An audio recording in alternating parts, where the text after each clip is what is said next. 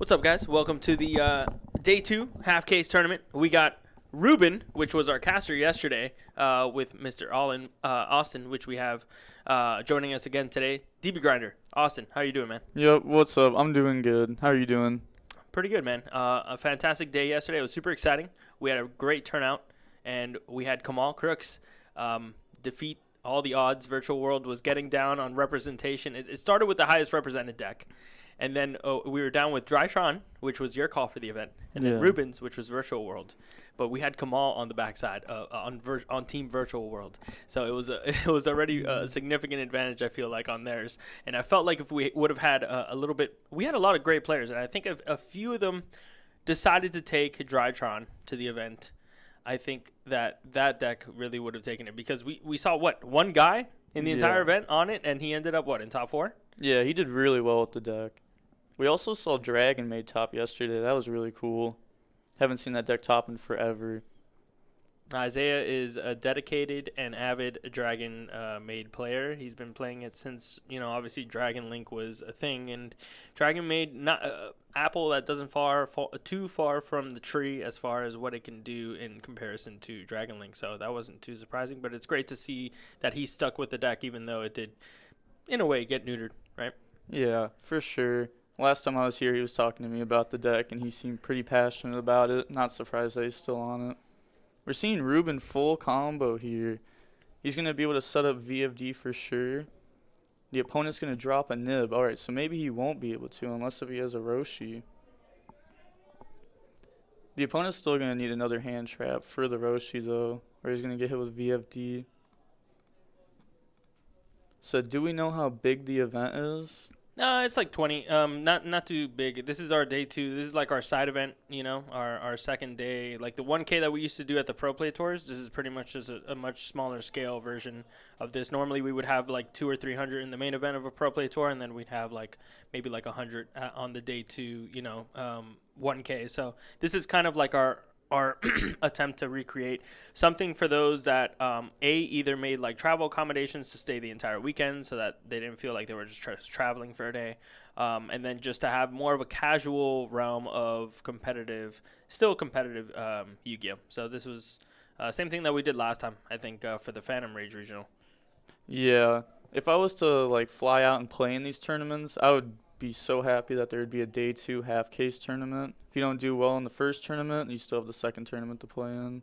Yeah, it's not as crazy as the pricing. Obviously, it's about half the pricing, but it's also something that's half the entry fee for those people that maybe don't want to spend too much in a weekend, and also gives you a chance to kind of oh man, this guy did really well with Dragon Maids. Let me try it out on the second day, right? Because we have the deck list posted, everything is online, and now you can kind of try something new.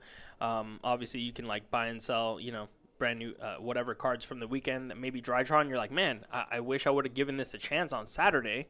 Let me try it now here on Sunday, where the stakes aren't as big, and maybe the potential of you bringing something that you may not be as comfortable with isn't as much of a downside because the event isn't as big. So I like it a lot, and a lot of these players do like it too. So appreciate everybody who kind of came out to this one. We'll be doing the same thing for Blazing Vortex.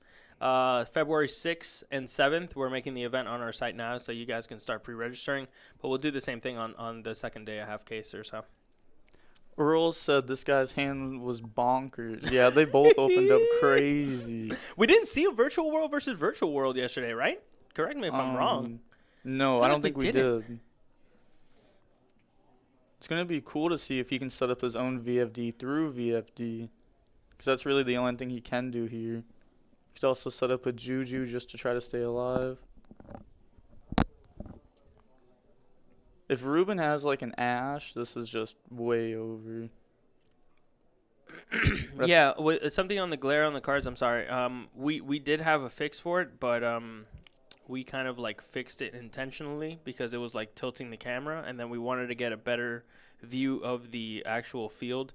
So we'll change it for the next event. Obviously, we can't change it on the fly right now, but that was something that I think we recently changed from the last event, just to try to get as much more of the field. That way we can it's kind of tricky sometimes with the angles, trying to get everything that you want to get, but also trying to get everything without a single glare.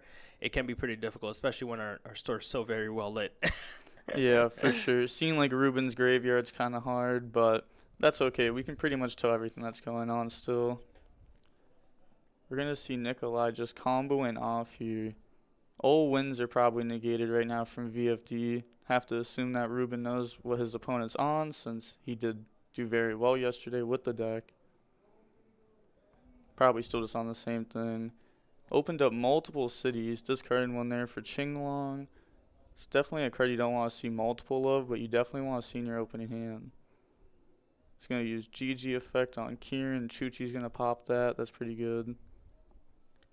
We will also be doing continuing the the PPG Imposter token giveaway today. Every round we'll be taking the top chatter or the active chatters, not the top chatter, but the active chatters from YouTube and then the active chatter from Twitch. So we're giving away two field centers or 2 tokens essentially per round. So make sure you guys are active in chat, especially towards the end when we do the actual giveaway, right before we go on commercial, going into the next round. So I believe we have 5 rounds of Swiss today. I'll double check with you guys. It's either 4 or 5, might be 5. And then today's just a Swiss. So there's no playoffs. Like I said, this Sunday event is much more casual. It's just Swiss. It's pretty much like a gunslinger. Where you're just playing, you want to go undefeated to clinch that first place spot.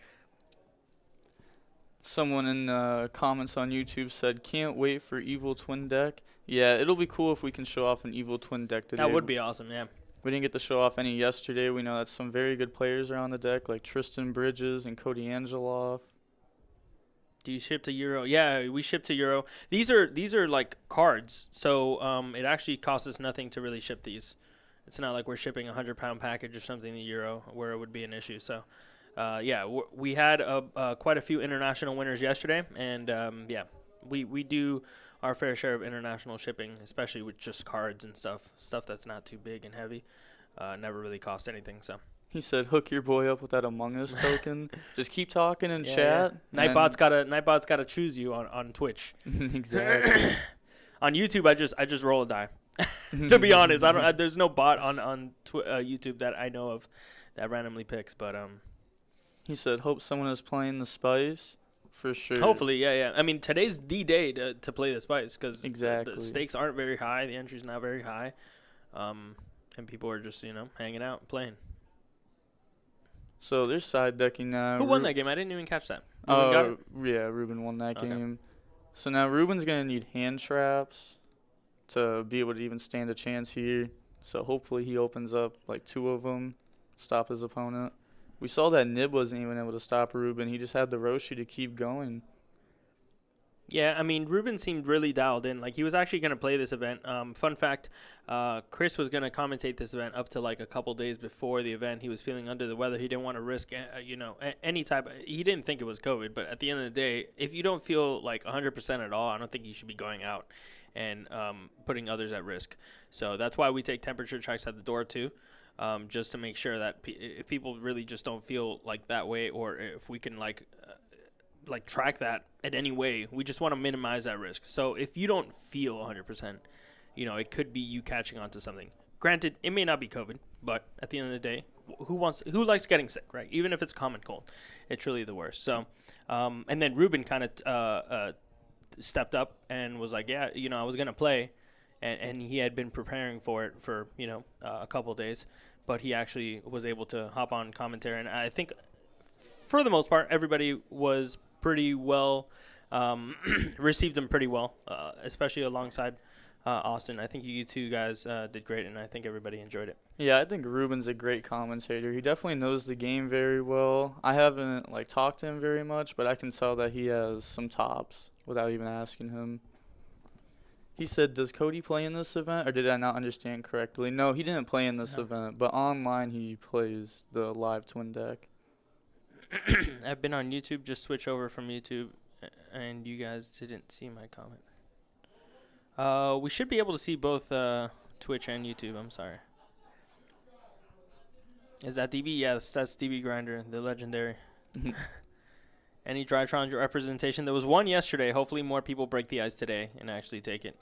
But it's really awkward every time that we have these events on release weekend. People are very hesitant to play the new archetype.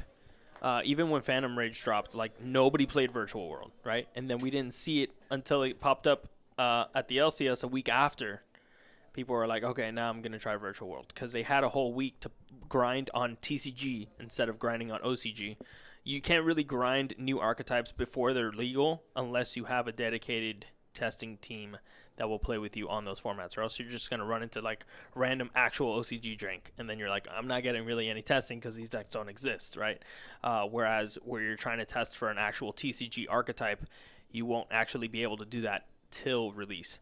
But I wouldn't be surprised if Cody actually comes out to one of these events. We've had a lot of people actually travel from different states and different parts of the country to these events, and I think as time goes on, it's only gonna more and more people are gonna see how we facilitate these events, how responsible we are when we host these events, and honestly, knock on wood, but we haven't had any type of cases come out from our events, and we host hundreds of patrons a week, not only for these events but for much smaller events between various different games. So we try to do our best, enforcing the masks, and for bigger events, when we have people traveling, we do the gloves, and then we obviously do the temperature checks for the big ones, and we always sanitize. So it's been pretty good. So hopefully these continue to grow in the future.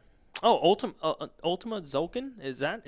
I haven't seen that deck too much. I mean that card too much. Yeah, Virtual World was playing it a couple weeks ago as like some spice. Most people cut it from the deck. We see that Ruben's still on it. It's pretty interesting. But he's going to be able to full combo here. He has Crystal Wing to stop a hand trap. He has Roshi to try to make the VFD. He is under Lancia. So he's not going to be able to use the Chu-Chi and Graveyard effect. He doesn't have level 9 access yet. So maybe he won't be going for VFD and just going for like an M7 add back Ash and pass. Ash stopped him last turn. I'll probably stop him next turn. Said, is this a second regional separate from yesterday? This is just a half case tournament. Yesterday was the regional.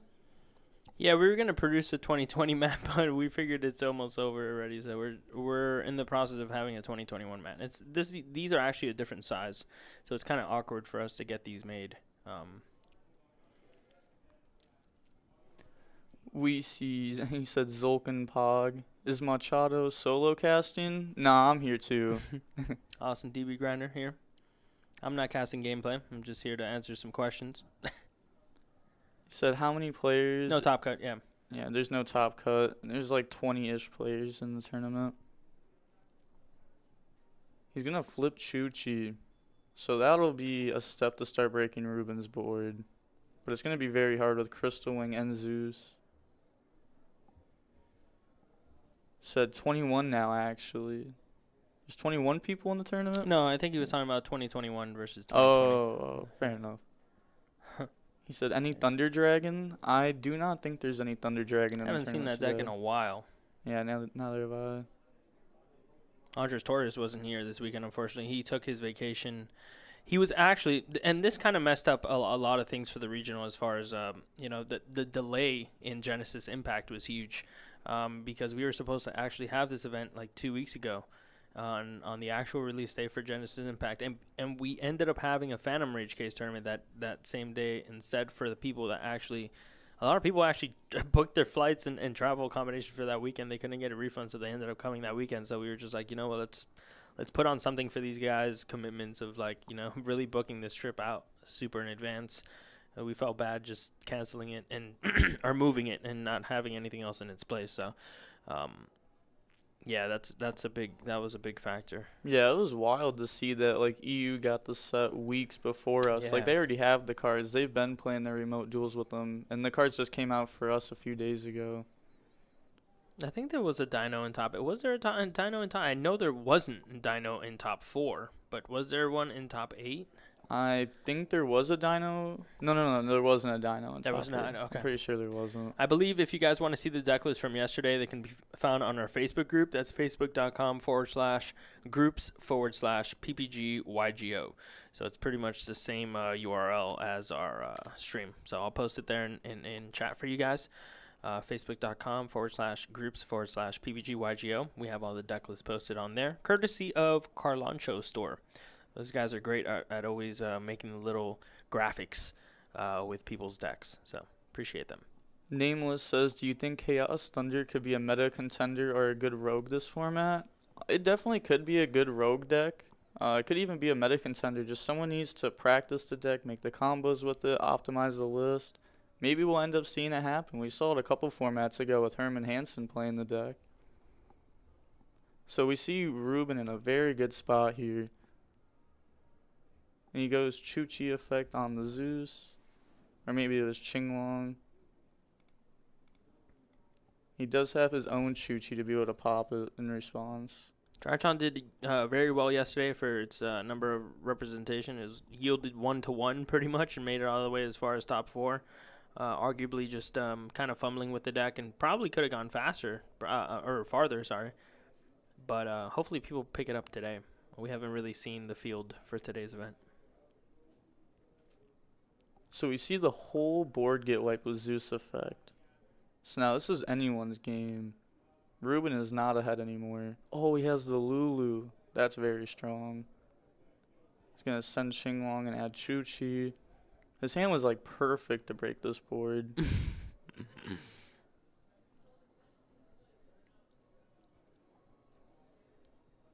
So did you wait? Dino got 10th place. Decklist question mark. We might be able to post top 16, or at least 9th through 16. Hopefully today. I'll talk to my team and see if they have those on hand.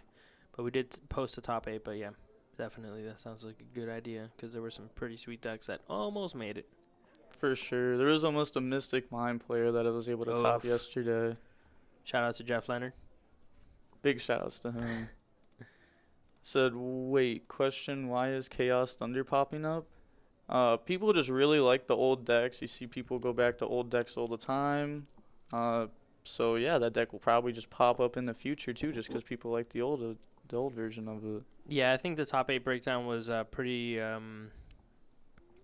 was wrong. Like at least the text version of the top 8 breakdown was wrong, and then I think the deck lists are correct, which I think I have pulled up here. Just to confirm, I just want to make sure. Yeah, there was no Dino. Yeah, no Dino. Said he played nicely around that Zeus. Oh, for sure. These players are both very good and know exactly what they're doing. Yeah, these guys are.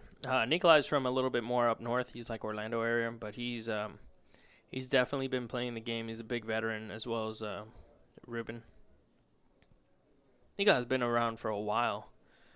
Honestly, at least like 6 or 7 years I've been seeing him around. Ruben top decks desires. That is exactly what you want to see. Pod agreed straight off the top.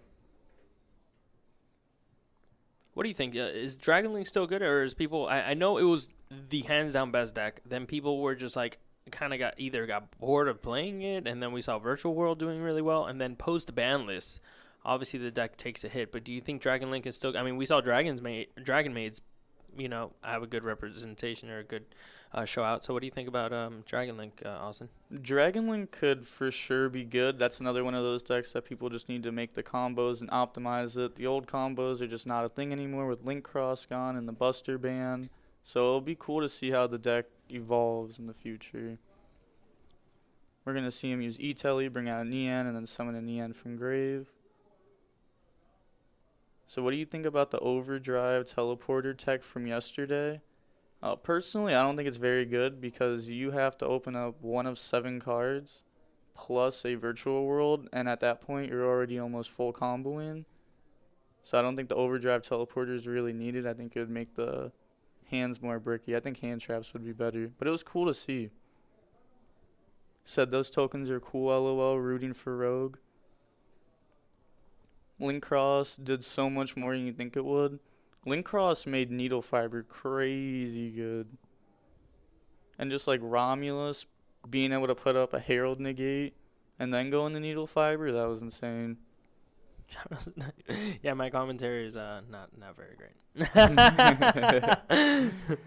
Nice voice, maybe? I don't know. Who knows? Thank you, though. Appreciate it.